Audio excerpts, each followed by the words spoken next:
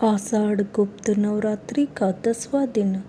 जाने माँ कमला का स्वरूप, पूजा विधि, लाभ और कथा। माँ कमला 10 महाविद्याओं में सबसे महत्वपूर्ण मानी जाती है। ये 10 महाविद्याओं में 10वीं महाविद्या है। माँ कमला को शक्ति के प्रथम अवतार ले रूप आदि शक्ति के नाम से भी जाना जाता है। शास्त्रों में माँ कमला को भाग्य, सम्मान, पवित्रता और परोपकार की देवी माना गया है। देवी कमला सभी दिव्य गतिविधियों में ऊर्जा के रूप में मौजूद रहती है। माँ कमला भगवान विष्णु की दिव्य शक्ति है। गुप्त नवरात्रि में माँ कमला की पूजा करने से कौशल विकास और गुणवत्ता में बढ़ोतरी होती है। इनकी पूजा से माँ लक्ष्मी की पूजा के समान पुण्य प्राप्त होता है। माँ कमला अपने भक्तों को धन और ऐश्वर्य का वरदान देती है। खासकर गर्भवती महिलाओं के लिए माँ कमला की पूजा बहुत महत्वपूर्ण होती है। माँ कमला गर्भवती स्त्री के गर्भ की रक्षा करती है, उनका पोषण करती है। माँ कमला की पूजा के लाभ। माँ कमला 10 महाविद्या में से 10वीं महाविद्या है। शास्त्रों ने महाविद्या कमला को श्रीहरि विष्णु की साथी बताया गया है। ऐसा माना जाता है कि देवी कमला भगवान विष्णु की सबसे बड़ी ताकत है। माँ कमला का रूप देवी लक्ष्मी के समान मन को शांति प्रदान करने वाला है। माँ कमला प्रसिद्धि, भाग्य, धन की देवी है। अगर कोई व्यक्ति गुप्त नवरात्रि में सच्चे मन से माँ कमला की पूजा करता है, उसे धन समृद्धि की प्राप्ति होती है। इसके अलावा प्रजनन और बच्चों के अच्छे विकास के लिए भी माँ कमला की पूजा की जाती है।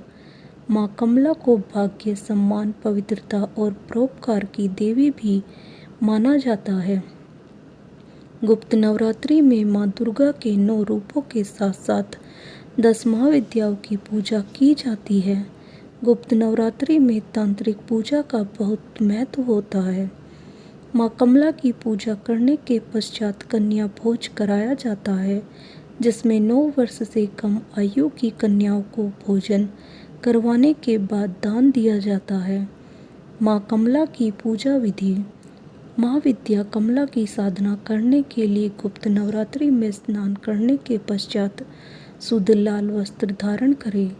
अब अपने घर के किसी एकांत स्थान या पूजा के कमरे में पूर्व दिशा की ओर मुख करके बैठ जाएं। बैठने के लिए लाल ऊनी आसन का प्रयोग करें। अब अपने सामने एक लकड़ी की चौकी रखें और इसके ऊपर थोड़ा सा गंगा जल छिड़क कर इसे शुद्ध कर ले। अब लकड़ी की चौकी पर लाल रंग का कपड़ा बिछाएं। अब चौकी पर तांबे की प्लेट में एक कमल का फूल रखें। अब कमल के फूल के बीच में सिद्ध प्राण प्रतिष्ठा युक्त कमला यंत्र की स्थापना करें। अब कमला यंत्र के दाईं ओर भगवान शिवजी और अपने गुरु की फोटो की स्थापना करें। अब कमला यंत्र के समक्ष शुद्ध घी का दीपक प्रज्वलित करें और विधिवत यंत्र का पूजन करें और मंत्र का जाप करें। मंत्र का जाप करने के पश्चात कमला कवच का पाठ करें। माँ कमला की साधना 11 दिनों की साधना है। माँ कमला की साधना करते समय साधक को पूरी श्रद्धा और आस्था के साथ सभी नियमों का पालन करना चाहिए। रोजाना जाप करने से पहले ऊपर दी गई संक्षिप्त पूजन विधि अवश्य करें। साधक को माँ कमला साधना करने की जानकारी को हमेशा गोपनीय रखना चाहिए, नहीं तो यह साधना सफल नहीं होती। 11 दिनों के पश्चात हवन करें। हवन के लिए कमल गट्टे, लाल पुष्प, शुद्ध घी व हवन सामग्री मिलाकर रखें। अब इन सभी चीज़ों को हवन कुंड में आहुति दे।